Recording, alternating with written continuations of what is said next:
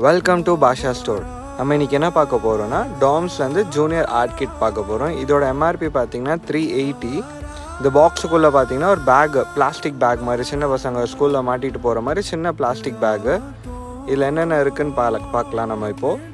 இதுக்குள்ளே பார்த்தீங்கன்னா different type of art items இருக்குது.